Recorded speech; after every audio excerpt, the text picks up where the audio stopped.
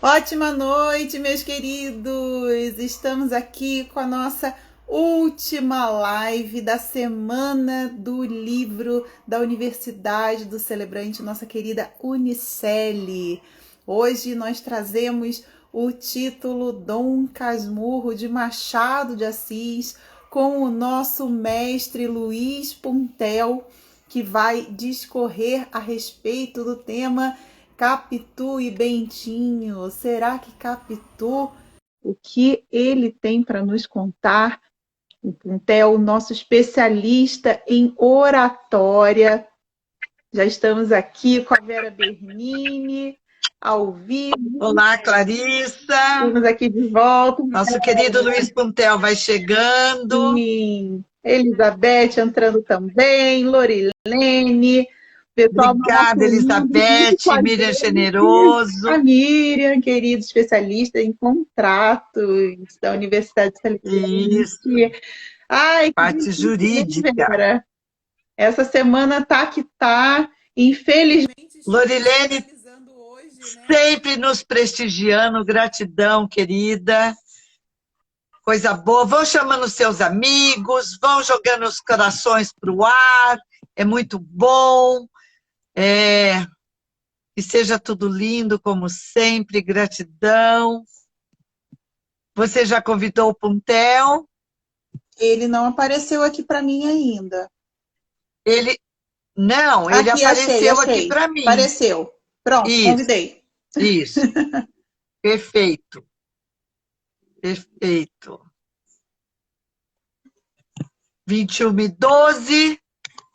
Então, nós vamos até um pouquinho mais também. Sim. Vamos aproveitar essa sexta-feira de muita riqueza literária. E encerrando com a obra que deu origem a esta Semana do Livro, né? Sim. Então... Apareceu o convite para você, Puntel? Enviei. Senão eu cancelo e mando de novo. Vamos ver. Ai, que live incrível que foi essa agora com a nossa querida Elizabeth. Eu gosto de chamá-la, eu vejo a Elizabeth como uma rainha. Então, eu gosto de chamar Elizabeth. Né? Porque é nome de rainha e ela é uma rainha, uma doçura de pessoa. Sem dúvida alguma, uma pessoa muito especial. Aliás, nós estamos com um time de especialistas especiais, não? Espetacular, espetacular. Tivemos, assim, a gratidão e a honra de ter um time de 14 especialistas, um mais querido que o outro. Assim, não tem como mensurar, né? É muito legal. E a gente está muito feliz. E no novo momento teremos outros, né? Ai, Puntel, pede para entrar, meu querido. Pode. Já é a terceira vez que eu mando. Eu não sei por que não está aparecendo para você, Puntel. Mas se você preferir, me manda a solicitação e eu aceito daqui. Isso. Perfeito. Vamos lá, o pessoal está chegando também. O pessoal foi. Vamos convidando seus amigos. Vamos mandando os corações, que daí vai. Quiserem conversar, vão fazendo suas colocações, vamos interagir aqui. Perfeito. E aí, eu quero perguntar para vocês. Vocês acham, quem já leu o livro Dom Casmurro, de Machado de Assis, não está conseguindo? Ele escreveu ali que não está conseguindo. Vamos fazer assim, eu vou cancelar o meu convite e você me convida, tá? Você vai ali em cima, onde está escrito Dom Casmurro, acredito, e aí você vai clicar e vai estar pedir para participar. Aí você vai mandar o convite para a gente e a gente aceita. Acho que vai ser mais fácil dessa forma. Eu vou deixar uma pergunta aqui, eu quero ouvir de vocês, ver de vocês. E aí, que foi onde tudo originou esta semana? Capitu, traiu ou não traiu o Bentinho? Qual é a sua opinião? E depois nós vamos ouvir do nosso especialista Luiz Puntel, professor Luiz Puntel. Eu li há muitos anos atrás, eu vi a minissérie, eu não me lembro detalhes, mas a sensação que eu tenho é que tudo era fruto da mente Fruto da ciumenta imaginação. dele. Essa é a sensação que eu tenho, mas eu não sei se eu tô Convida certa, de não, novo, gente. Clarissa. Convida de novo o Puntel. Deixa eu ver aqui. Ó, mandei aqui. Convidado. Vê se aparece. Aê! Viva! Bem-vindo, Bem-vindo, querido! Muito obrigado, meninas. Eu estava tentando, não Que sei, alegria. aqui dar esses bugs, esses probleminhas. Mas é normal. Eu estava normal. tentando e não estava conseguindo. Aqui estamos nós, então, agora. Graças. Ai, que alegria tê-lo conosco. Muito obrigado, Vera. Muito obrigado, Clarissa. Imagina. Gratidão é toda nossa. Você iniciou a nossa Semana do Livro e está encerrando a nossa Semana do Livro. Olha quanta honra. Muita gratidão. Você vê que muito maravilha, hein? Presente para a Unicele. Muito bem, Presente vamos falar mesmo. então. Vocês estavam, nesse meio tempo que eu não consegui entrar, vocês estavam fazendo um levantamento e você dizia, Clarissa, que leu Dom Casmurro faz muito tempo, não é? Sim. E o que você me conta? Você tem o quê? A ideia de que... Eu tenho a ideia de que ele estava se roendo de ciúme. E que ele exatamente. via coisa onde não havia, né? Vamos fazer uma ponte com a atualidade. Quem assistiu Big Brother, lá no início, viu uma crise de ciúme totalmente sem fundamento da Carol Conká, com o tal do Arcrebiano, dizendo que a Carla Dias queria ele e aí acabou arrumando um barraco e depois ela admitiu que ela estava vendo coisa onde não havia por puro ciúme. Certo. Então, é mais comum do que a gente pode imaginar, né? Não? Com certeza. Sem dúvida.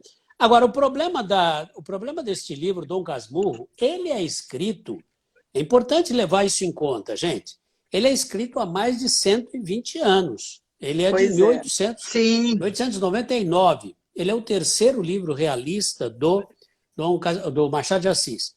Machado de Assis, historiando rapidinho para contextualizar, Machado de Assis havia escrito muitos livros românticos mesmo, nada inovadores. Sim. Mas como tudo, hoje a Beth falou a respeito do Érico Veríssimo e falou muito bem, falou da necessidade do escrever. O André ontem também falou a mesma coisa, da necessidade do escrever como uma mudança que a gente, através dos livros, a gente faz, não é? Ele até falou do Marcel, que eu acompanhei muito a história dele, foi muito, muito linda.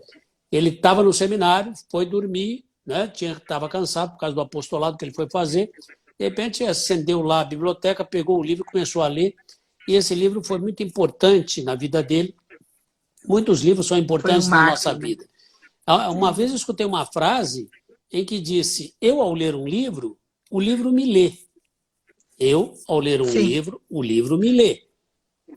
Como assim um livro pode me ler? Parece que está conversando com a gente, né? Exatamente, Vera, ele conversa com a gente. E ao conversar comigo, esse diálogo que eu mantenho com o livro, ele me transforma, porque eu repenso a minha vida. Eu repenso os meus valores, eu repenso o que eu entendo que é certo ou errado para mim. Enfim, a leitura tem esse sentido, né? Agora, não é só um livro que a gente lê um filme, a gente lê uma poesia, a gente lê uma paisagem, a gente lê, enfim, nós estamos em torno de leituras. E o Machado de Assis e o Dom Casmurro, eu já o reli em várias oportunidades da vida. Desde lá atrás, quando eu estava no ensino médio, e a minha professora de português era muito eficiente, era muito, muito carismática, e ela fazia, inclusive, pegava o livro e nós fazíamos seminários sobre o livro, não era simplesmente ler para fazer prova. Não, não existia isso. Existia assim, vamos estudar esse livro, porque ele é importante, e aí ela tirava do livro coisas que a gente não havia visto. Né? A função do professor é essa, de mostrar caminhos, mostrar leituras possíveis, porque um livro sempre tem leituras possíveis. Como ontem o André fez isso com o livro do Marcel, que há leituras, não é? O pastor... As várias formas de leitura. As né? várias formas de leitura. Então, se a gente pegar um livro que é de há 120 anos, que é de 1900, e ver a sociedade de 1900 e ver a sociedade de hoje e falar, e fazer a mesma pergunta que se fez lá atrás, por exemplo, no tempo que Machado de Assis escreveu Dom Casmurro, nos anos seguintes, tudo que se escreveu a respeito, se você pegar nos jornais da época, que há os jornais da época ainda, né? Os jornais sempre são um registro fiel do que aconteceu. Não existia rádio, não existia televisão, não existia nada, existiam os jornais. Aí você vai ver que nem se discutia se Capitu tinha traído ou não Bentinho. Ela tinha traído e acabou. Quer dizer, não havia essa... Será que traiu? Será que traiu? Lógico que ela traiu. O cara falou, ele falou, é um homem falando. Um homem falando ainda em muitas civilizações, ainda em muitos países... Ainda é a palavra. O homem falando é a palavra, vocês sabem disso. Principalmente em países onde o machismo estrutural é muito mais forte que o nosso aqui, embora o nosso ainda seja muito, muito forte. Vocês que são mulheres, vocês sabem disso. Naquela época, então, pior ainda. Né? Não se cogitou uma outra possibilidade, senão essa óbvia, não? Nem se cogitou. Até porque a capacidade de raciocínio era muito linear, né? Com o passar dos anos que esse desmembramento, a filosofia foi tomando conta, né? E aí os pensadores começaram a instigar as nossas mentes a sair do óbvio, não é verdade? Sim. E Clarissa e Vera, se vocês analisarem que naquela época, 1900, a mulher tinha... Que direito que a mulher tinha? Tinha direito simplesmente de falar... Nenhum. Não, ela tinha o direito. Ela tinha o direito de falar sim, senhor. Olha que absurdo. O pai falava assim, você vai casar com fulano? Sim, senhor. Sim. O senhor quer agora ou quer para daqui a pouco, papai? Quer dizer, eles falavam papai, né? Era o senhor meu pai. Sim. Há um livro dessa época também, correlato, só para contar o que é o universo de 1900. Tem um livro que se passa em 1895, chamado Minha Vida de Menina, que é de uma mulher que foi de Diamantina, que ela era jovenzinha na época, e ela faz um diário. Coisa muito estranha, fazer um diário em 1895. Uma mulher não sabia nem escrever, quanto mais fazer um diário. Só que ela era neta de ingleses, e na família dela tinha essa estrutura de se ler, mulher lia, mulher escrevia. Então ela conta como é que as tias dela se casou. Era assim, no Natal, ela tinha 4, 5 tias, no Natal o pai falava, agora é tua vez de casar. Então vinha alguém contratar esse casamento, né? Vinha esse casamento, o pai se reunia lá com o rapaz na sala e as meninas ficavam ali, atrás da porta, perguntando quem é que ia se casar com o fulano. Porque é o pai que decidia, naquele ano ele ia casar uma filha, sabia? Verdade. Sabia que ia casar uma filha, qual delas elas não sabiam. Então, quando ele chamava a menina lá, ela se sentia sorteada. Esse é o meu... Quer dizer, estava tão embutido dentro da cabeça da mulher que era preciso casar e restava ela só isso, casar, que quando o pai dizia, vem cá, é você que vai casar, sim, senhor, meu pai. Esse direito que ela tinha, dizer sim, senhor. Então, veja, isso nós estamos falando de 1895, mais ou menos na época que ocorre também o romance de Dom Casmurro. Então, vamos voltar para o romance de Dom Casmurro.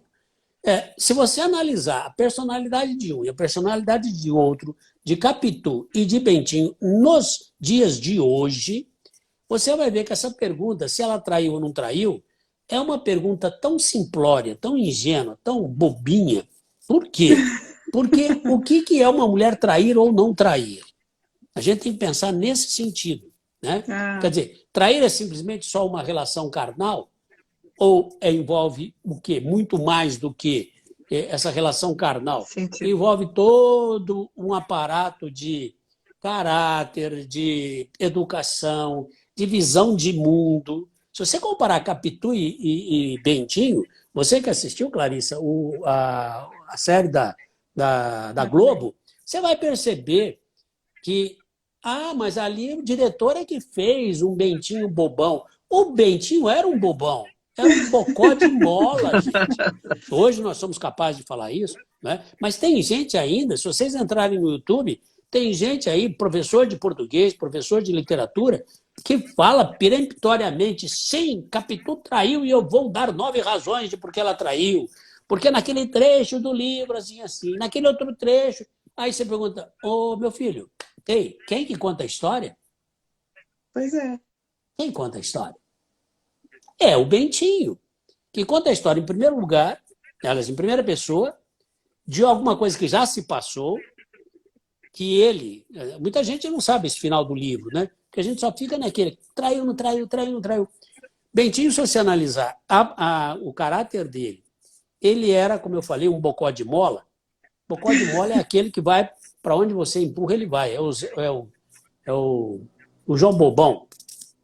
Tem outros nomes, até lá no Nordeste da Elizabeth tem outros nomes que aquela espécie de boneco de mola, realmente, né?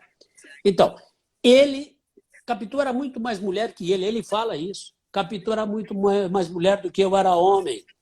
Capitu tinha uma sagacidade, mas essa sagacidade que ela tinha, essa preocupação em saber das coisas, ele usa isso para condená-la. Se você analisar desse ponto de vista, você vai ver que o Bentinho ele vai o tempo todo criando situações para dizer ela vai me trair lá na frente, leitor. Eu já estou te avisando.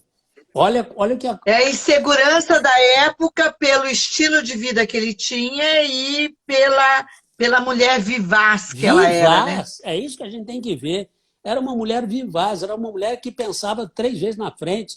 Ele, por exemplo, a mãe, contando a história rapidinho, a mãe era casada com o Pedro era um homem de posse, né? E o Pedro falece e ela vai ela que era de Itaguaí, vai para o Rio de Janeiro.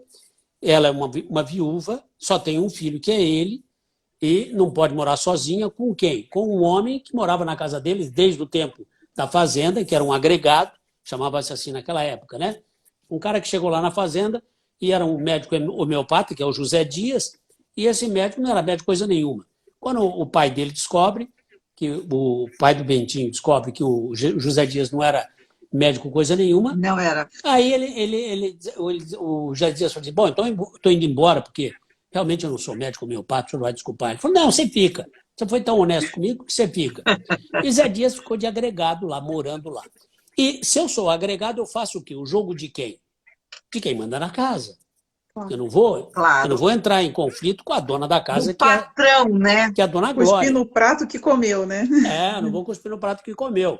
Então, o que o Zé Dias... Aí você teria que ter tempo para ver o caráter do Zé Dias, o que ele faz, o que ele arma, o que ele maquina. Por quê? Ele está dentro da casa e ele é dono da casa praticamente, certo?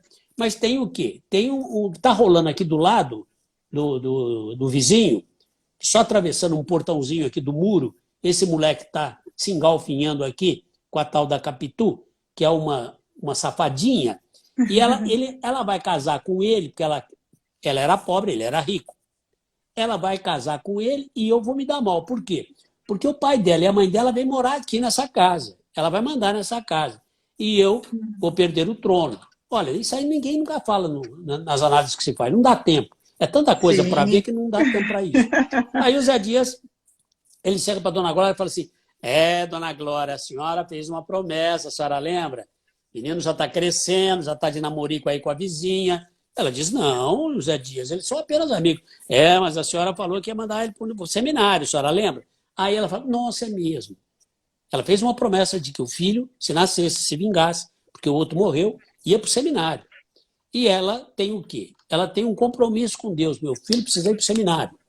E quando perguntam a esse menino, você quer ir para o seminário? Ele diz, e por isso que ele é um bocó de mola, mamãe querendo, eu vou. Ele não tinha nem vontade para dizer, não quero, mamãe. eu não quero ir para o seminário, eu estou namorando a menina aí do lado, você está vendo? Não está vendo, não? Se você não está vendo, fique vendo. Vou casar com a Capitu. Nem isso ele... Aí ele vai para o seminário, porque a mamãe mandou. E para ele sair do seminário, ele é um cara que fala assim, eu vou sair do seminário? Não. Ele usa o José Dias José Dias, quebra o meu galho, fala para a mamãe que eu preciso sair do seminário e tal e coisa. Capitu já tinha cantado essa jogada. E aí que ele a culpa de ser uma menina muito sagaz, muito perspicaz. Ela falou para ele, você vai para o seminário, porque tua mãe quer, eu não vou poder ficar te esperando. Vou esperar o quê? Você ficar 4 anos no seminário para depois lá na frente pedir dispensa, né? Então, o que ele faz? Lá ele conhece Escobar no seminário. Esse Escobar é um menino legal toda a vida. O Escobar fala para ele, eu já resolvi o teu caso. Você fala para tua mãe adotar uma criança, em vez de adotar uma criança, pega e subvenciona alguém que quer ir para o seminário, né? Paga, porque no seminário tinha que pagar para poder ter o dote, né? Tinha que ter o dote. Muitas freiras não iam para o convento porque não tinha dote. Precisava dar um dote para a igreja. A igreja precisa de dinheiro para financiar essas mulheres que estão lá. E, no caso, os freis também que estariam lá, os padres. Muito bem. Resumindo, ele se casa, estou pulando bastante, porque senão não dá tempo de contar tudo. Ele se casa com a Capitu. E quando mas sempre no livro ele está dizendo, ela era assim, ela era assado. E ele, como a Vera falou aí, ele realmente era um ciumento de marca, né? Via ciúme em tudo. Ele mesmo confessa isso. Então, quando ele se casa... Insegurança, né? Insegurança. Quando ele se casa com a Capitu tinha uma amiga chamada Sabina. E o Escobar, que era esse amigão do nosso querido Bentinho, sai também do seminário, porque ele não era muito afim de ser padre, não. Aliás, ir para o seminário era uma maneira de estudar na época, né? Principalmente as pessoas pobres. Não era o caso do Bentinho, era um caso de promessa dele. Quando Escobar sai do seminário, ele fica amigo de Capitu, fica amigo da Sabina, então começa a namorar a colega da Capitu. E a Capitu começa a namorar, e se casam. Então, forma um quarteto. 2 casais. 2 casais que estão sempre juntos, estão sempre amigos, sempre tranquilos e tal. E aí o Bentinho contando, é sempre importante lembrar isso. É o Bentinho que conta. Sempre ele contando a história. Porque ele quer o quê? Dizer que ela o traiu. Se desse a palavra a ela, nós teríamos uma outra história. E por isso que nós estamos aqui, depois de 120 anos, discutindo. Por quê? Porque ficou no ar, né? Ficou no ar. Traiu ou não traiu? Claro. Muito bem.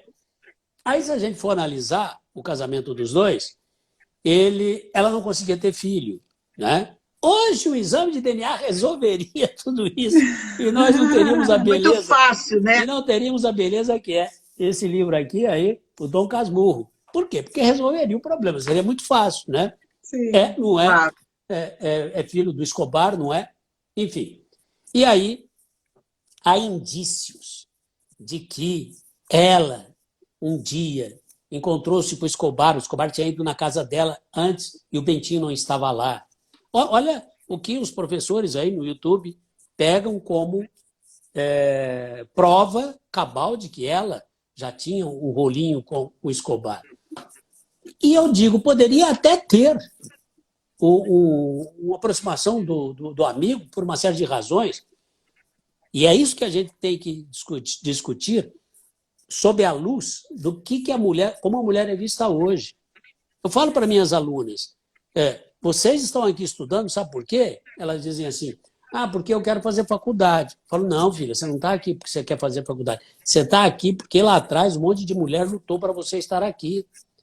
Morreram. Exatamente. Morreram, foram torturadas. As sufragetes, se você pegar o filme Sufragete, você fica sabendo. Né? A luta tiveram que pegar na enxada e tiveram que abrir mão de estudar. Tiveram que abrir mão de estudar, né? Eu lembro, a avó da minha esposa, ela, em 1900, ela é de 1900, 1900 mesmo. 1910, 1915, ela estudou, sabe de que maneira? Atrás da porta. Porque o pai contratava um professor para ela ensinar o irmão dela, não ela. E ela, atrás da porta, só de ver o irmão aprender, ela aprendeu a ler, coisa que não era para ela aprender a ler. Porque ela tinha que cuidar do sítio, tinha que capinar, tinha que... A minha avó Exatamente. paterna, que é do Rio de Janeiro, ela aprendeu, ela é de 24, né? Minha avó era de 24, né? Ela aprendeu a ler e escrever já casada. Né? Ela se casou com 15 anos, teve 2 filhos, aí que ela foi aprender a ler e escrever, porque o dono da casa que ela morava era professor, inclusive era um dos donos da rede Veiga de Almeida, hoje faculdade, né? Mas na época era escola, inclusive eu vinha estudar na escola que era dele, né? Do seu Horácio. Então foi a família dele que alfabetizou a minha avó, né? E isso já era 1940 e tantos, meu pai é de 42, né? Então ela deve ter aprendido a ler e escrever depois de 42, né? Então, para ver, filha de lavadeira, né? Filha de italiano, imigrante, e não sabia ler e escrever. Exatamente. Então, não está muito longe, assim, né? Em Rio de Janeiro. Sim, eu tenho uma lembrança muito forte no Paraná. As minhas tias, meus avós, os pais do meu pai, eles tiveram 22 filhos. Nossa. Aquele casal que fugiu do Nordeste e veio para cá, das 2 famílias que eu falei.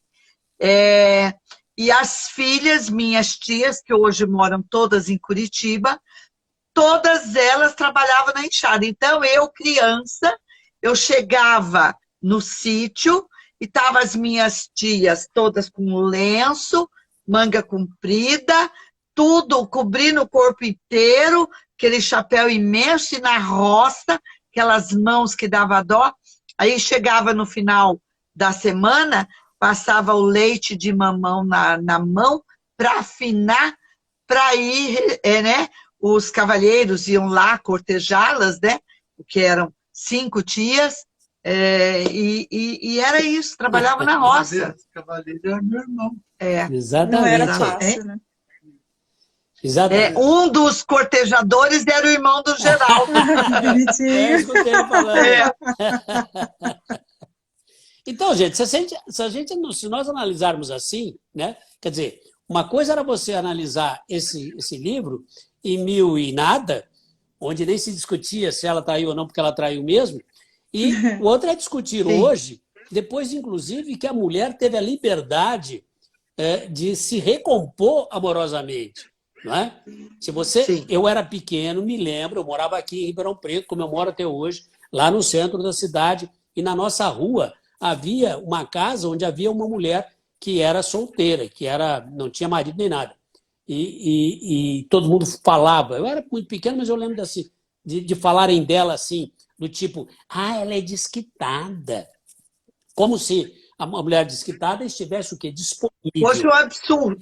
Então, e vou te contar outra coisa, Pontel. A minha bisavó, já por parte de mãe, ela era de 1898.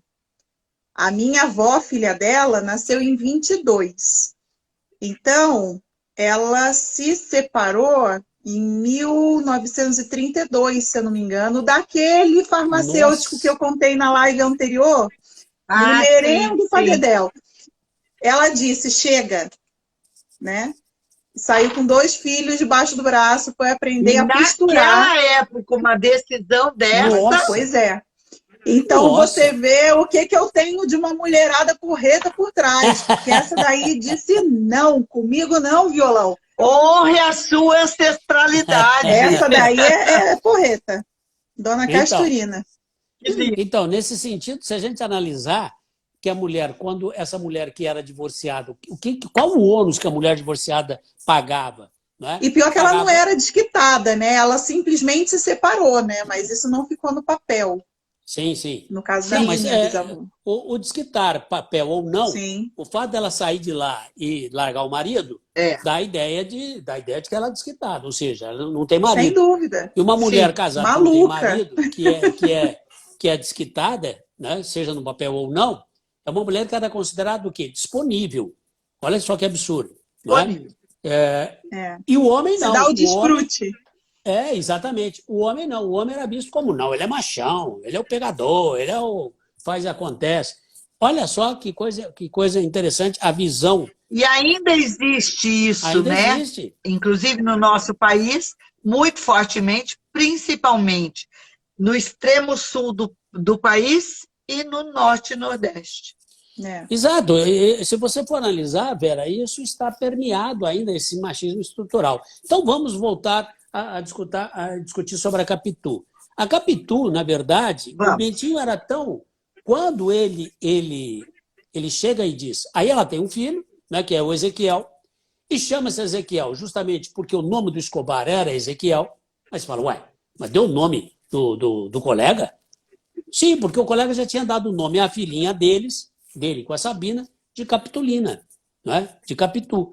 Por quê? Porque eram tão próximos, tão amigos. Muito bem. Aí o Bentinho começa a dizer que o menino, e é nisso que certos professores aí no YouTube pegam para afirmar que essa é mais uma razão de que Capitu traiu. Olha só como é que era o moleque, o Ezequiel. Ele fazia os trejeitos do pai. Aí Capitu, questionada, ela diz assim, você não vê que esse menino ele imita todo mundo? Ele imita o Escobar, ele imita fulano, ele imita cicrano. Você está com miola na cabeça. Aí, você está com caraminholas na cabeça. Aí, quando ela diz que quer se separar dele, então, por quê? Porque ele fica com essa ciumeira doida, né, sem sentido. Claro. Ela diz assim, você não respeita nem os mortos, porque o Escobar morreu já. O Escobar morreu nadando. Ele era muito bom de natação, mas foi nadar no mar. O mar estava muito tempestuoso e morreu. E no caixão, quando ele está no caixão, é que ele vê para Capitu, olha para Capitu, e a Capitu está olhando para o caixão com olhos de ressaca. O que é isso, olhos de ressaca? Para nós que moramos no interior e não temos a ressaca para quem mora quem tem mar. A ressaca é um mar muito violento que bate e volta. Quando volta, arrasta, leva. Né? Leva o quê? Os muros que estão ali em volta, leva a mureta daquela rua ali. É uma ressaca forte, é realmente não um tsunami, mas faz um estraguinho interessante. Sim. Então, ela estaria olhando para ele com aquele olhar de quem quer trazê-lo à vida, segundo quem? Segundo sempre o tal do Bentinho. Então, nunca foi dado à Capitu a tal do contraditório que os advogados... Oportunidade. O tal do contraditório que os advogados sempre... o juiz sempre precisa ouvir o quê? A parte contrária. Não ouvindo a parte contrária, claro. Ela passa como se tivesse traído. Eu vou mais além. Eu vou dizer o seguinte, o que é trair ou não alguém? Né? Porque eu casei com você, tenho um papel passado com você, eu vou ficar eternamente... vai depender da personalidade dela, vai depender da personalidade dele. Ele que era um bocó de mola, volta a insistir. Ele que não tinha o quê? Não tinha firmeza para tomar decisões. Desde quando foi para o seminário, para sair do seminário, foi o Zé Dias, teve que tramar para sair do seminário. E quando ele se separa de Capitu, olha só como ele é perverso. Quando a Capitu se separa dele, ele a manda para a Europa. Ele a manda, ninguém sabe desse final, porque ninguém chega até o final. Ou se chegou por muito tempo, então você não lembra mais. Você não lembrava disso, né, Clarice? Você que leu o livro. Não me lembrava. Eu li várias vezes esse livro. Eu lembrava disso. Eu já li esse livro várias vezes em várias línguas. Eu não sei francês direito, mas eu li em francês. Eu não sei inglês direito, mas eu li em inglês.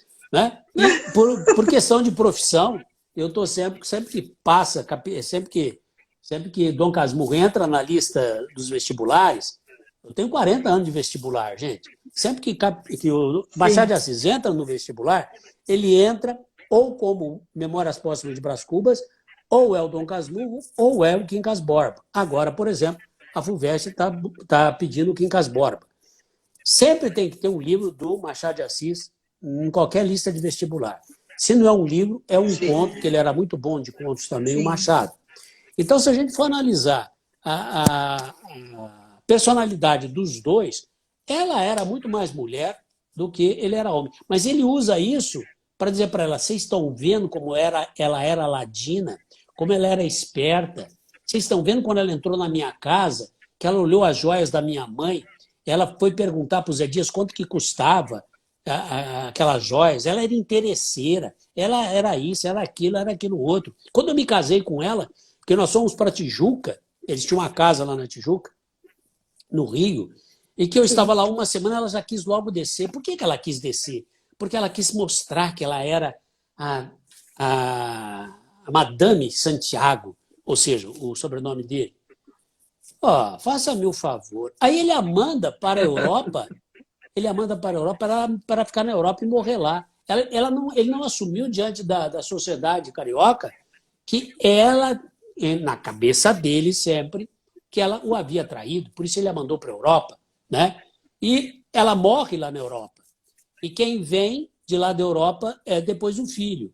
E quando o filho vem, que ele vai receber o filho, aí ele destila mais ódio ainda, dizendo, aí, ó, é a cara do Escobar, ele até os trejeitos dele, né? Tarará, tarará. Enfim, não podemos mais ficar com essa visão simplória de que traiu ou não traiu. Traição é uma questão. Claro. Traição, ela pode não ter tido sexo com o Escobar, mesmo assim não tinha afinidade com esse marido. E hoje as mulheres podem se recompor, podem refazer a sua vida amorosa, e o homem também. Naquela época não podia. Tinha que manter o quê? Tinha que manter as aparências. Tanto é que ele mantém essas aparências, mandando-a para a Europa, e ela vai morrer lá na Europa. Olha só. Perfeito. E eu fico pensando, Pontel, na cabeça do Machado de Assis, que quis colocar essa pulga na orelha de todo mundo porque ele era um sacana, né? Irônico para dedéu. Sim, sim. Adorava ficar brincando com vou te pregar uma peça. Ele pregou uma peça e continua pegando essa peça. Eu queria imaginar a cabeça do Machado de Assis vendo os questionamentos do traiu e não traiu. Porque eu acho que ele não pegou essa época desse questionamento. Mas você sabe que há estudos e estudos e estudos, né, sobre o Machado de Assis. Há uma série de estudos, né? Uns que vale a pena você dizer, eu assinaria embaixo. Essa visão é muito interessante. Nossa, eles falaram isso do Machado. Olha que legal. Mas tem uma certa vertente que diz o seguinte, que todas as mulheres do Machado são traidoras. Todas as mulheres do Machado, não era só a Capitu, se você pegar as outras, né? Por exemplo, no Brás Cubas você vai ter a Virgília. Virgília, ela, por exemplo, não se casou com o Brás Cubas porque o pai não quis. O pai falou, não, você não vai casar com esse não, esse é só rico. O outro, Lobo Neves pode ser ministro. Esse marido que você quer casar, esse menino que você quer casar, não vai casar com ele, não. E aí, ela se casa com esse tal do Lobo Neves e fica amante do seu próprio amor da adolescência, que é o Brás Cubas. Fica amante dele e ele até arruma uma casinha para eles se encontrarem. Olha, 1800 bolinha, né? Já havia. Então, o Machado... Para ver como o amor prevalecia. Sim, mas sim, prevalecia. Mas o Machado ele fez isso porque... Aí você vai ver. Você vai ver Machado e Carolina, que foi a mulher dele, né? Que ele escreve um belíssimo soneto para Carolina quando ela morre. Aqui vem e virei... Quando ele escreve no túmulo dela, aqui vem e virei, pobre querida, trazer-te flores. E ele tem por ela um carinho muito grande. E a Carolina, e pelo que se sabe, não teve nenhum problema com o Machado. Então, o fato dele ser mulato, dele ser epilético, dele ser gago, dele não ter até uma compleição física, ele era um machado, chamado de machadinho, né? Por quê? Porque ele era franzino, não era um homem. E tinha uma voz muito... E era canhoto ainda por cima. Eu falo isso porque eu sou canhoto e eu já apanhei na escola. Você também é? Você apanhou na escola ou não? Oi? Você chegou a apanhar na escola? Não, graças a Deus não, mas o meu avô, pai da minha mãe, né? Ele era canhoto e ele fazia tudo com a mão esquerda, menos escrever. Ele apanhou, coitado. Ele apanhou para escrever. Então, todas essas coisas, tem gente que fala assim, o Machado fez isso por causa de uma vingança dele com as mulheres. Você não pode Você não pode, por mais que você queira, você não pode pegar os meus personagens. Hoje é o Dia Internacional do Livro, né, por causa do Cervantes e Sim, também sim. do Shakespeare. Você não pode pegar os textos do Shakespeare ou do Cervantes e falar: Cervantes foi isso é por causa do fulano, do ciclano, do beltrano que ele criou. A criação literária é uma coisa que independe muito da minha visão pessoal Sim, e real, né? Muito tem que fazer esse distanciamento, exatamente. né? Sim. E também, Puntel, a Exatamente. gente Eu, trazendo essa questão do realismo literário, né? O Machado, me corrija se eu estou falando besteira, tá? Porque eu não me lembro muito bem disso, não. O Machado, ele passou por uma época como romancista e finalizou no realismo, né? Sim, sim, E eu acho muito interessante essa questão do realismo, né? Como que ele se encontrou no realismo, porque eu olhando de fora, né? Essa situação toda, né? Como assim um romancista vira realista e a questão toda da época que vai mudando. É dizer assim, gente, a vida é assim, né? Porque os romances diziam que a vida era é flores e a gente fluida. sabia que não era. E Machado vindo da, da, da, da sociedade excluída, né? Machado era negro, né? Ele chegou assim, agora é a minha vez, né? De mostrar que a vida é assim. Então, fazer as pessoas instigarem e saírem daquela vidinha de fachada, né? Ele queria cutucar mesmo, né? E como você bem falou, minha mãe aqui falou também, que ele amava a esposa dele, a Carolina, né? Ele era apaixonado por ela, sim, ele deu vários relatos a respeito disso. Então, não era uma questão pessoal dele, era uma realidade da Não, sociedade na qual ele vivia, né? sim. ele Eu pertencia. estou vendo a Luciana aqui, por acaso eu olhei aqui os comentários, a gente não consegue ler os comentários todos, né? Não. Mas a Luciana está Sim, dizendo que ela foi conduzida a escrever com a mão direita. O pai escrevia Olha, com as duas mãos, olha, o pai escrevia com as duas mãos, certamente por causa do problema de... Teve que aprender, né? Com a mão direita. Agora, você sabe, sim. vocês querem saber, estamos aqui em 14 pessoas, eu quero dizer a vocês querem saber como é que houve a transformação do Machado de Assis de modernista, que a Clarice acaba de dizer, para o realista que ele foi? Vocês querem saber como Sim, é que isso vamos aconteceu? lá. Coloquem aí, eu quero. Eu preciso de eu 5, eu quero, quero, para que escreve eu aí, eu possa falar quero. para vocês. Escrevam aí, eu quero, eu quero, eu quero. O que vocês querem? Quer saber como é que foi essa passagem? Eu acabei de dizer que nós, ao lermos um livro, o livro me lê.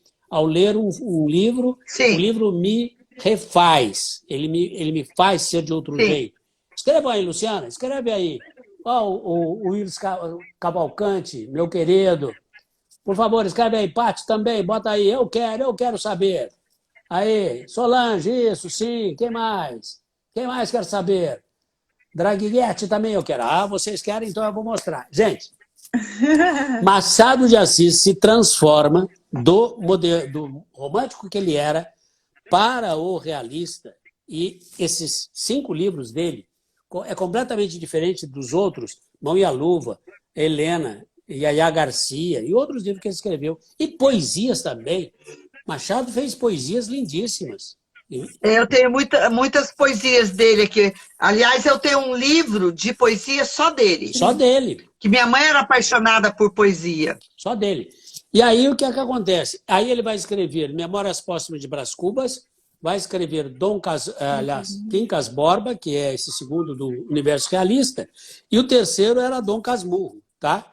São esses 3 que é sempre pedido no mundo dos vestibulares. Sim, nos Teve mais vestibulares. 2? Teve mais 2? Teve.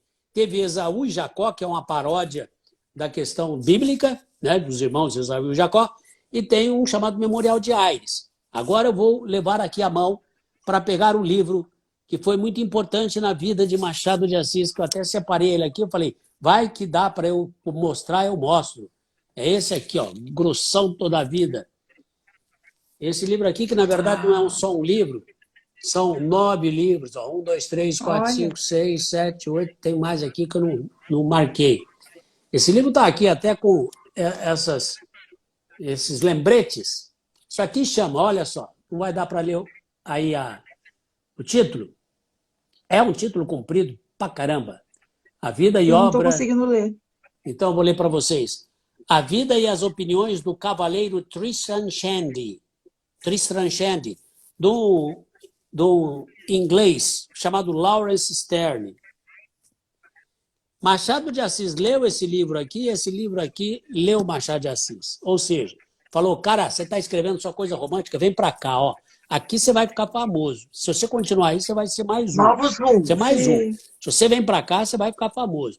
E esse livro fez a cabeça do Machado. Por quê? Porque se vocês tivessem a possibilidade, não sei se eu vou encontrar aqui, mas eu posso falar que dá na mesma coisa, já que não dá para mostrar que não aparece. Mas tem aqui, uma hora que você está lendo, para a ironia desse Lawrence Sterne. Você está lendo o livro e ele fala assim, leitor, oiê. Você falou, ele está falando comigo. Ô, você sabia que você pulou 30 páginas? Aí você fala, ué, estou na página 142, peraí, deixa eu ver essa aqui. Nossa, está faltando 30 páginas aqui. Aí o cara diz, o narrador aqui diz, eu joguei fora, assim você não fica menos livro para você ler. Essa é a ironia de ter jogado fora, né, páginas do livro para você não ter que ficar preocupado com ler tanta coisa. É um despertar diferente, né? Aí ele faz o que a gente chama aqui de digressão. Digressão quer dizer o seguinte, eu estou falando aqui com vocês, de repente eu paro para começar a falar de futebol, coisa que não estava na nossa pauta, né? Aí, de repente, a Clarissa fala assim, ô, Pontel, vamos voltar no que a gente estava falando? Ou você, Vera, você fala assim, vamos voltar no que a gente está falando. Ou alguém que está aí nos comentários, fala assim, vocês estão fugindo do... Isso chama-se digressão. Digredir é fugir à linha que eu estava tendo, né? Ele aprendeu a fazer a digressão, esses capítulos curtos que a gente diz que ele tem, esse parar e começar a filosofar, isso tudo veio desse livro aqui, né? Do Lawrence Sterne. Então, Machado foi... Isso nem um professor quase fala. Eu falo porque... E ele não fez segredo disso. Ele fala no começo do Brás Cubas isso. Ele fala, o Brás Cubas é que conta a sua história. O Brás Cubas já está morto. E ele fala isso. Ele fala, eu tenho esse estilo porque eu li Tristan Shandy, que é do Lawrence Sterne, li o Xavier de Mestre, que eram os livros que ele leu, né? Estava até na bibliografia da casa dele, os livros que ele leu. Ele lia em francês, ele foi um grande cara. Autodidata, ele lia em inglês, nunca estudou, né? Nunca teve formação. Ele era apenas tão somente filho de um pintor negro e que se casou com uma branca. A mãe dele era branca, então ele ficou mulato. E mulato, naquele momento da... Ele já era, quando há a abolição da escravatura, ele já era considerado, ele já era alguém importante. Tanto é que descobriram na foto, quando a princesa Isabel, no campo lá de não sei o que, no Rio, faz a abolição da escravatura, assina, descobriram lá naquela multidão que está ali a cabecinha do Machado de Assis. Tem esse registro. Tem esse registro. Ou seja, ele foi convidado para estar lá. Então era um cara muito querido, tá? Ele era um funcionário público de alto grau dentro da escala, né? Dom Pedro gostava dele e tal. Então, ele não foi rejeitado, né? Ele foi até acolhido. Claro.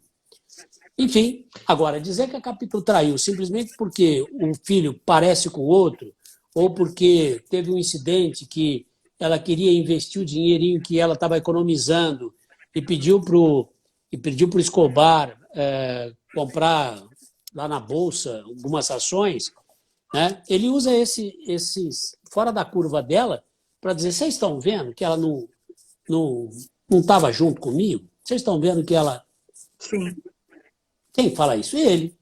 Quem que é ele? Ciumento. Quem que é ele? Um filho pau-mandado. Quem que é ele? Um bocó de mola. Né? Hoje eu posso falar isso do alto dos meus cabelos brancos, eu posso falar isso com mais propriedade e também discutir essa questão, né? Dessa visão tão machista que nós vemos a Capitu. É que nem, gente, só para lembrar mais um livro que a gente poderia discutir aqui e que traz essa libertação da mulher, A Casa de Bonecas, do Ibsen. Sim. Né? A Casa de Boneca do Ibsen é o quê? É a história de uma menina casada com um cara, a menina faz o papel da bibelô, né? daquela mulher que cuida das crianças, e o marido tem um monte de serviçais para ela se valer, para ela não ficar o quê? Não ficar nervosa, não ficar feia, não ficar com rugas, para ela ficar bonitinha para o seu marido. Até que ela descobre que esse amor todo que ele tinha por ela, esse relacionamento de cuidar dela, na verdade, cuidava coisa nenhuma, cuidava dela como uma peça apenas da casa.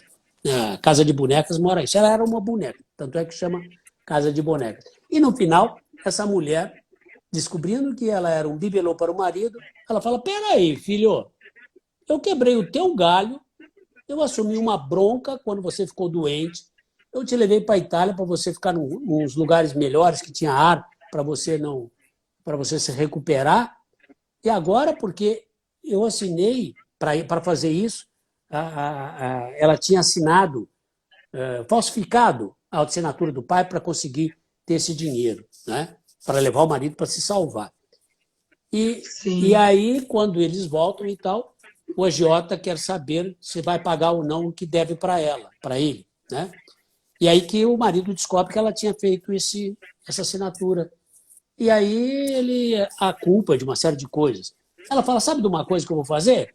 Tchau, eu vou cuidar da minha vida, tá? Eu vou me educar porque eu preciso ser mulher, eu preciso ser dona do meu nariz, que até hoje você me tratou como um bibelô.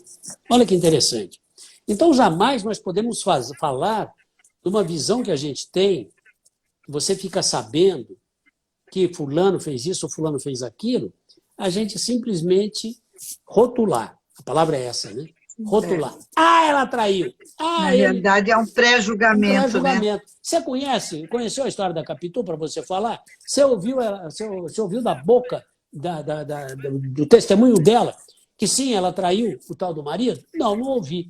Ela joga na cara dele. Você fica com esse ciúme doentio, você não respeita nem os mortos. Saiu batendo a porta.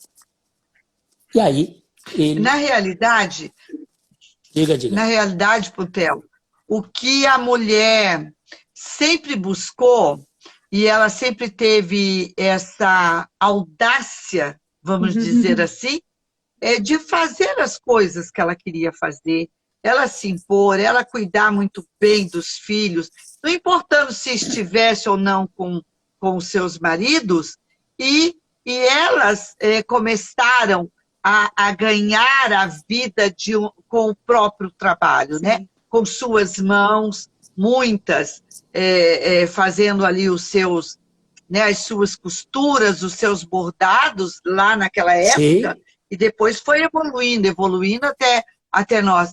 E hoje, se formos fazer uma análise, nós mulheres ainda ganhamos menos que os homens na mesma função. Isso mesmo. Você sabia, não é? Vera? Então, se nós formos analisar, nós ainda vivemos numa sociedade machista. Nós ainda presenciamos em determinadas regiões ou em determinadas famílias. Bom, só para você ter uma ideia, o que mais acontece hoje, né? Que são os seus maridos matando suas mulheres, suas namoradas, exatamente por isso, porque elas não têm a liberdade de dizer um não para aquele romance, né?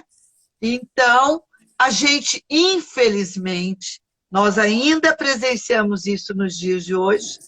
Imagine naquela época. Exatamente. Agora, veja a mulher daquela época, quando ela dá um basta a um relacionamento e ela segue a sua vida, aquilo para o homem era a morte, porque ele foi deixado para trás. Então, ele tem que inventar, ele tem que cultivar na cabeça das pessoas que ela saiu, que ela separou, que ela foi viver uma vida porque ela o traiu. Sim. Então, para honrar a honra dele, né? Na realidade, era isso. Tô correta ou não? Está corretíssima. E nesse sentido, se você analisar, Vera e Clarissa, e todos vocês que estão aqui, se você analisar que isso que você falou é a pura verdade. Vai demorar 200 anos, segundo os especialistas, para que haja equiparação salarial da mulher com o homem. Você sabe que há pesquisas das CEO, ou seja, de mulheres que estão na diretoria. Sim, as presidentes de empresa. Presidente de empresa, né? tem lá um cargo que pode ser, ela tem tanto a qualificação profissional quanto coleguinha. Na hora de Sim. ser escolhida quem vai, ele ou ela, é ele que vai, não é ela. A opção é Ou ele. seja, nós ainda temos muito isso nas empresas. Você trabalhou em empresas, Vera? Você também, Clarice? Você sabe? Sim. Você sabe essa visão? É engraçado porque assim, eu tenho 38 anos, sou de 82, já cheguei no bem pós a queima de sutiãs e eu ainda encontro esse tipo de barreira, né? Não sei se todos sabem, mas eu sou engenheira agrônoma, eu sou funcionária pública do Estado e é muito comum ver esse tipo de comportamento machista, não pelo salário em si, porque nós somos concursados, nós ganhamos o mesmo salário, mas na hora de designar determinadas funções, né? Na hora de oferecer determinados trabalhos, né? Os colegas homens, eles têm a tendência a excluir as mulheres de determinados trabalhos por entender que aquilo não é trabalho de mulher. E eu sou tão engenheira agrônoma quanto eles, né? E nós, celebrantes, também encontramos muito isso. Eu, particularmente, dentro dos grupos de assessores, né, de cerimonial, porque eu também tenho minha formação como cerimonialista, volta e meia tem colegas, mulheres cerimonialistas, pedindo indicação de celebrante homem, porque o casal quer um homem, né? E nós temos um grupo, né, bem expressivo de mulheres celebrantes do Brasil no WhatsApp, e que nós, volta e meia, chegamos a esse tema, porque nós falamos, nós não queremos ser melhores do que os homens na celebração, mas nós queremos que os casais definam o celebrante pela identificação com esse celebrante, não porque ele é um homem e não porque é uma mulher, né? Eu já tive casais me procurando, acredito que a Vera também e outras colegas nossas celebrantes que nos procuraram porque nós somos mulheres, porque viram celebrações feitas por mulheres e acharam muito bonitas, não desmerecendo dos homens, mas é diferente. Então, em pleno 2021, nós temos esse tipo de situação e eu, em nome de todas as nossas amigas celebrantes e de todos os nossos espectadores, eu agradeço a você, Puntel, por trazer esse tema de Dom Casmurro e enfatizar justamente essa questão do pensamento feminista, né, que não é um pensamento igual ao machista, muito pelo contrário, o machista quer ser soberano perante as mulheres, o feminismo quer ser igual. Nós só queremos um espaço, né? Nós queremos o mesmo espaço, né? E a Capitu, como você bem falou, era uma mulher muito à frente do tempo dela, né? Ela era muito mais mulher do que Bentinho era homem. Então, isso é mesmo. Sinto muito, Bentinho. A vida passa, né? É verdade. Olha, nós estamos aqui com o Eric e ele falou assim, olha, existe projeto de lei quanto à discriminação salarial entre homem e mulher. Defendi uma tese no TRT sobre discriminação salarial. Não ganhei o dano moral, mas a equiparação foi concedida. Parabéns. Então, já estamos referência, Eric. Obrigada. E vocês? Eu tive o privilégio, eu quero compartilhar isso com vocês, eu fui uma das privilegiadas, porque eu fui uma mulher executiva por 30 anos, numa empresa onde pedia-se o casal para ocupar a função que eu ocupava, né? E dentro do casal, a mulher tinha uma evidência maior porque era uma empresa de cosmético. Então, nós sempre estávamos, né, à frente. Então, nós escolhíamos, nós treinávamos, nós motivávamos e trabalhávamos com a grande maioria de mulheres. Então, eu tive esse privilégio. Mas eu não consigo me imaginar numa empresa onde eu fosse discriminada, eu sabendo que eu faço tão bem quanto ou melhor. Exatamente. Né? Então... Não é o gênero que diferencia. Não é o gênero. É a capacidade mesmo de cada um de realizar o seu trabalho, né? Fazendo uma digressão, me permita fazer uma digressão rápida, eu estou fazendo até um parênteses aqui, ó. Você falou do Eric e depois eu vi quem é o Eric. O Eric tem uma história que é o seguinte, eu estou velhinho, vocês sabem disso, não é? Mas eu já fui um jovem escritor. Hoje é dia. Nós somos jovens, Puntel. Muito jovens. Eu quero ser jovem que nem vocês. Rezem por mim. Olha, eu digo que nós temos cabecinha de 30 anos e corpinho de mais de 60. Sim, isso é verdade. Isso é verdade, eu concordo com você. Eu sempre acordo muito alegre e feliz, falo, o que nós vamos fazer hoje de diferente? É isso aí. Realmente. Então, eu também. Deixa eu fazer essa digressão rápida aqui sobre o Eric, tá? O Eric está aqui e eu queria dizer isso para vocês. O Eric, lá atrás, quando eu era um jovem autor de livros, né, amarrando até com o Dia Internacional do Livro hoje, o Eric me escreveu uma carta. Ele era um jovem, e nessa carta, eu sempre respondia a carta, aquela época não tinha internet, não tinha nem telefone, nem DDD, nada disso, né? Não tinha nem orelhão, não tinha ainda nem orelhão. Quem é jovem aqui nem sabe o que é orelhão. Poxa, e o Eric escreveu para mim, e depois agora aqui nessa minha pandêmica atuação aqui no Instagram, eu que comecei a usar mais o Instagram e tal. Hoje eu sei até entrar numa live, porque a primeira vez que eu entrei na live eu não sabia entrar, né? Hoje o problema não foi eu, foi a formatação aqui. Mas então, aí o Eric me descobriu. Falou, você é o Puntel que escreve? Então eu falei, eu sou. Falei, então, vou te mostrar. E mostrou, gente, a carta que eu escrevi para ele. Eu falei, Eric, você guardou isso, meu filho? Ele falou, eu guardei, tá aqui, ó, até com envelope.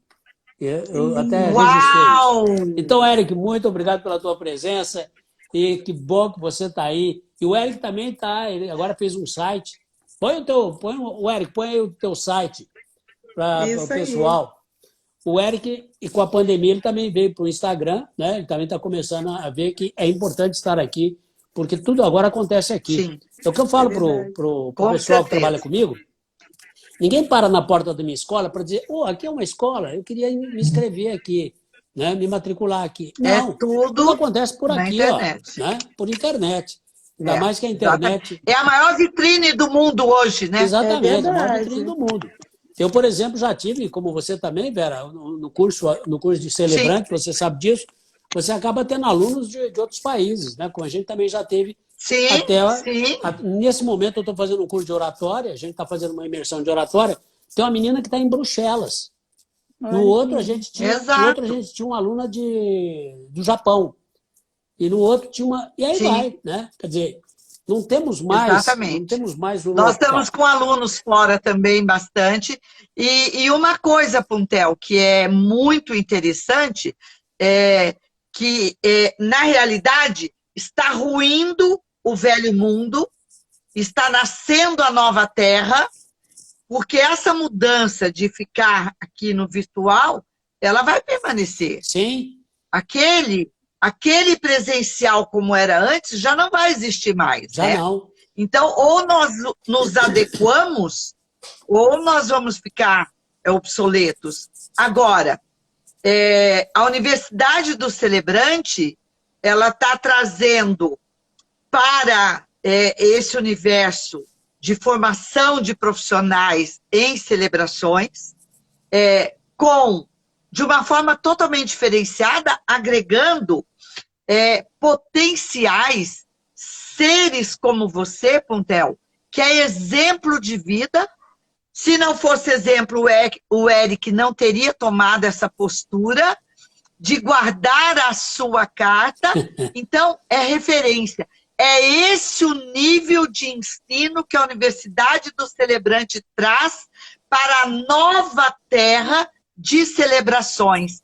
Porque Quem prevalecer naquele, do presencial, eu vou viajar, eu vou fazer curso, ele está obsoleto. Exatamente.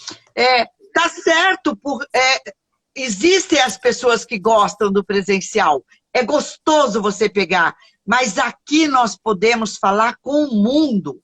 E ali nós podemos falar com um grupo de pessoas. Exatamente. Quer dizer, um pequeno grupo de pessoas. Além de ser muito mais oneroso, né? Ah, sim, exatamente. As empresas já perceberam isso. Quer dizer, se eu posso ter um funcionário de home office, professor mesmo de home office, e não tenho que ter o quê? Gasto com faxineira, com luz, com mobiliário, com manutenção. Quem tem alguma casa, alguma empresa... A palavra manutenção, você fala, ai, não acredito. Por quê? Dói. Quebra uma torneira, quebra não sei o quê, o piso estoura, porque o piso de ladrilho com calor, ele vai, puf, estoura. Claro. É uma porta, é isso, é aquilo. Né? E pelo online você não tem mais esse tipo de... Hoje nós temos as plataformas online, né? Exatamente, as plataformas. Nós estamos aqui, por exemplo... Tudo no online. Você está onde, Clarissa? Me diga. Taubaté. Vera, você está onde? Guararema. Eu estou em Ribeirão Preto. Né? Quem está aqui, a Luciana está... De onde vocês estão? Contem aqui. Do Rio de Janeiro. Isso. Contem vocês de onde vocês estão. Vamos lá, vamos interagir. Estou aonde? A Daniela, eu sei que está... De que cidade você está? Isso. Você mora, você está nesse momento. Arthur Coloque aqui, aí. O doutor Arthur é daqui mesmo. A Babi, que é do Rio de Janeiro. O Eric pôs até o site dele aí, ó. Eric Regis, com BR. Sim. Aí, Luciana Brasília, legal. vai. De onde vocês são? Valinhos, da Griguete. Dagmar. A Rose de Ilhéus, olha só. Indaiatuba, o Eric, a Sandra, a Lorena. Também. Olha só como se reúne tudo isso. Né? Nós poderíamos estar fazendo uma aula como essa? Não poderia. Não poderia. Porteirinha, Minas Gerais. Se eu estou em Guararema, eu só poderia fazer com as pessoas de Guararema. Você só Ribeirão, a Clarissa só Taubaté. E o custo, olha que loucura. É custoso. A Batatais, a Daniela. A Dani, Indaiatuba, Lorena. Curitiba, olha aí. São Paulo. A Dani é uma sobrinha querida. Porteirinha, Minas Gerais. E aí, Elizabeth. Curitiba. Que legal, tá gente. vendo? Isso é inestimável. É a nova terra nascendo. Nós estamos brilhando para o mundo. Estamos levando uma... Gente, olha que coisa mais linda. A gente formando celebrantes lá em Londres. Uau! Formando celebrantes lá na Argentina. Na Grécia. Formando celebrantes. Nós temos na Colômbia, formando celebrantes. Tem uma menina que está para se inscrever na Grécia, formando celebrantes por aí afora, mundo afora. Exatamente. Simplesmente assim. Levando a obra do Machado de Assis. Ainda estamos falando sobre Capitu e Bentinho. Que romance mais turbulento que a nossa querida Adriana tem que constelar, né? Vamos chamar a Adriana Batista, nossa especialista, para constelar a relação entre Capitu e Bentinho. Vamos fazer essa constelação ao vivo aqui? Você vê que interessante? Vai ser constelar a relação dos dois. E o que é importante é que a gente pôde, vocês me deram a oportunidade. Eu falo muito isso quando tem o livro Dom Casmurro com os alunos, a gente discute isso, né? Mas dentro da minha visão, os meninos são jovens de 18, 19 anos. Eles já têm uma visão bem diferente do que tinha lá no tempo da Capitu. Mas essa conversa que nós tivemos aqui, eu não tenho com ninguém, porque eu não discuto o Dom Casmurro fora do universo escolar, né? Do universo adulto, como a gente discutiu aqui. E muito legal, porque eu senti ressonância no que vocês falavam. Não é? Que bom. Como houve ressonância também, quando vocês estavam com a Beth aqui, e a Beth falando do Érico Veríssimo. Quando ela falou do Érico Veríssimo, eu falei, nossa, eu estive nessa casa em Cruz Alta. Já fui fazer palestra lá em Cruz Alta. Cruz Alta é uma cidade bem do interior do Rio Grande do Sul. Os homens ainda usam bombacha, ainda tem aquela tradição forte, né? Muito forte, aquele sotaque bem forte do interior do Rio Grande. E então do Rio Grande. eu me vi muito ali na casa do Érico Veríssimo e tal. Então, tá vendo como isso é legal? Né? A gente poder discutir assuntos tão importantes como a visão de que falar se traiu. Traiu é muito pouco, é muito singelo, é muito ingênuo. É muito diminuto perto da grandiosidade da obra, que atravessou séculos. Estamos em pleno milênio, né? Ultrapassou o milênio, e nós estamos aqui discutindo uma obra de ponta na literatura brasileira, tendo a oportunidade de falar agora via internet, com pessoas de onde quiserem poder entrar na nossa live, e isso é um privilégio. Exatamente. E com um detalhe, nós estamos trazendo as relações amorosas, entendendo o que são as relações afetivas, para o universo do celebrante, porque ele precisa conhecer de literatura. Ele precisa conhecer muito além do que ele apenas estar ali no altar celebrando. Se ele não tem uma visão de mundo, se ele não tem uma visão de obras, de autores, de escritores. E de vocabulário, né? Como a gente falou essa semana. De vocabulário. O ler aumenta Exato. o vocabulário, senão a gente fica com um vocabulário pobre. E Exatamente. na hora de escrever, Exato. faltam palavras, né? Não sai as palavras, né? Então, para vocês verem a importância e o grande diferencial que a Universidade do Celebrante tem em relação ao mercado de celebrantes e celebrações. Então, é uma honra, Puntel, tê-lo aqui, iniciando a Semana do Livro, tê-lo conosco encerrando a Semana do Livro, com uma obra tão espetacular. Começamos com a literatura infantil, do qual você é o autor de muitos livros, e encerrando essa semana com uma obra que fala de amor e da mulher do novo tempo, e nós estamos aqui imensamente agradecidos. Muito bem. Imensamente Muito honrados em ter você conosco, como especialista da Universidade do Celebrante. Vai ficar gravada lá no perfil da universidade, podem ir lá assistir na íntegra. Aliás, vai subir todas essas lives, são verdadeiras aulas da literatura brasileira e internacional. Foram 8 que vão estar no nosso canal do YouTube, Universidade Celebrante. Tá? A coletânea então, da Semana do Celebrante é composta por 8 volumes. É verdade.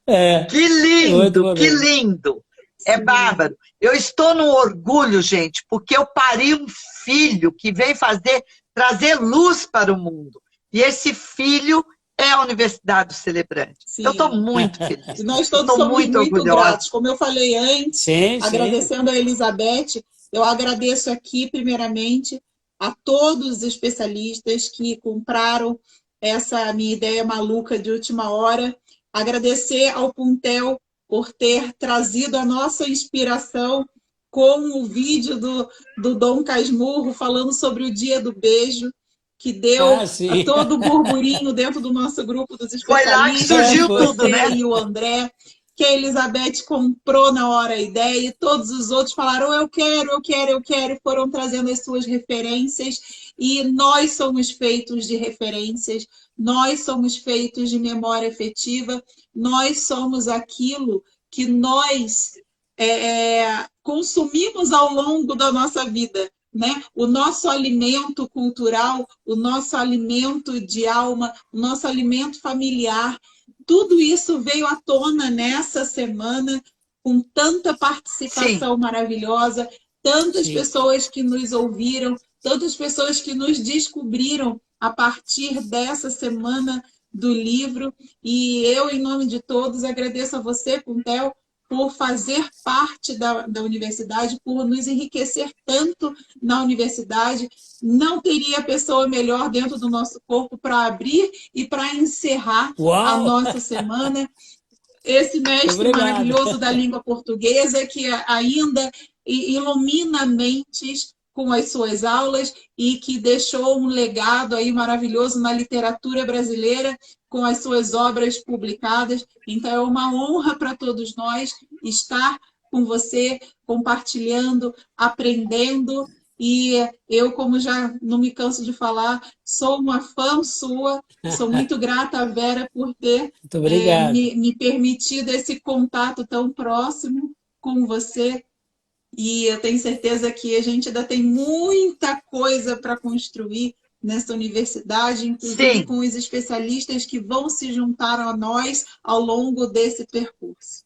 Muito obrigado, obrigada, Clarice. Exatamente. Muito obrigado, por Vera. essa E eu quero partilha. dizer. Muito obrigado, Clarissa, que lindas palavras, maravilhosas. Aliás, são especialistas, porque são especialistas mesmo, né? Ah! Deixa eu bater uma foto Agora, aqui, eu tenho gente. uma coisa. Diga, Sim, diga. vamos para a nossa Hein? foto. Peraí, vamos Ah, tirar uma isso. foto aqui. Isso. Olha o sorriso bonito. Opa! Deixa eu ver se... E eu quero dizer para vocês que o ano que vem, na Semana do Mas Livro, você que é ótima nós nisso, teremos... viu, Clarissa? Oi? Você que é ótima nas fotos. Ah, tá bom, vamos lá. Tá, tira lá.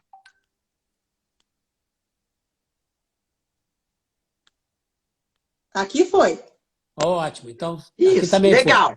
Então, eu quero dizer Diga. para vocês que o ano que vem, na Semana do Livro, nós voltaremos a fazer com obras incríveis, porque isso vai se perpetuar na Universidade do Celebrante, tá? foi. Ótimo. Então, aguardem, se preparem, porque o ano que vem, cada especialista... Este ano, gente, nós tivemos vários especialistas que entraram em contato comigo no privado, passando por problemas pessoais, saúde na família. Nós temos várias pessoas com problemas de saúde nas famílias e que gostariam de estar aqui, não puderam estar. Então, eu tenho certeza que nós vamos começar, a partir da semana que vem, organizar a Semana do Livro da Universidade do Celebrante para o próximo ano. Maravilhoso. E isso é impagável. Isso é vocês tendo uma verdadeira aula de literatura aqui conosco, gratuitamente, e numa semana extraordinária que nós proporcionamos. Eu só tenho a agradecer a todos vocês que estiveram conosco, a todos vocês que assistiram nossas lives ao longo dessa semana, aos que estão aqui hoje, a tanto carinho que a gente vê colocado aqui nas mensagens. A gratidão à Clarissa por fazer parte da universidade, ser minha, aqui do meu lado, meu braço direito, principalmente nessas mídias sociais, que eu sou bem ainda. Mas a gente vai indo, né, Puntel? Sim, sim. Puntel já está na minha frente, já está lá na frente, fazendo vídeos incríveis. Mas a minha gratidão, Clarissa, por você estar comigo aqui do meu lado, a minha gratidão, Puntel, por você fazer parte desse time e por estar conosco nessa semana, foi incrível. Gratidão, gratidão, gratidão. Aí que deu... Puntel, você virou isso. Eu não sei o que eu fiz aqui. Você tá... aqui, peraí. Deve ter clicado aí sem querer. Voltou. Isso. Saiu de novo, voltou. Pronto. Agora voltou. Pronto. Tô sempre Os aprendendo. bastidores do Isso. estúdio. Gente, muito obrigado. Não pode ver o meu bastidor aqui. É livro para todo lado, é papel para todo lado, é caderno, é caneta. A gente é assim mesmo, né? Criadores, então nós temos que estar ali num aparato. Gente, a minha gratidão, meu amor, são 22 horas e 29 minutos e vocês estão aqui conosco. Um beijo nos seus corações, gratidão, fechando com chave de ouro a semana do... Só para saber se o Puntel quer deixar umas últimas palavras para a gente. Não, tá tudo falado já, tá maravilha. Tá. Maravilha. Muito obrigado a gratidão, vocês. Semana do Livro, encerrando brilhantemente com Clarissa Monteiro Mediano, com Luiz Puntel, o diretor da obra, né? E eu aqui ouvindo, encantada, sorvendo desse êxtase que é ouvir Menino você. Sem Pátria marcou minha vida. O Menino Sem Pátria. Obrigado, Obrigado, Pauline. Menino Sem Pátria. Minha filha, Sim, viu? sim, tô vendo. Pauline Bernini, minha filha, Sim. menino sem pátria. Vera, eu queria Olha deixar aí. uma última mensagem para a gente fechar essa semana aqui para os nossos Sim. celebrantes já formados ou ainda em formação, que na hora que a gente tiver um livro na mão, não vão nos faltar palavras. O bom escritor é, antes de tudo, um bom leitor. Quem Com é um bom certeza. leitor vai saber escrever uma linda cerimônia. Sim, sim. Isso mesmo.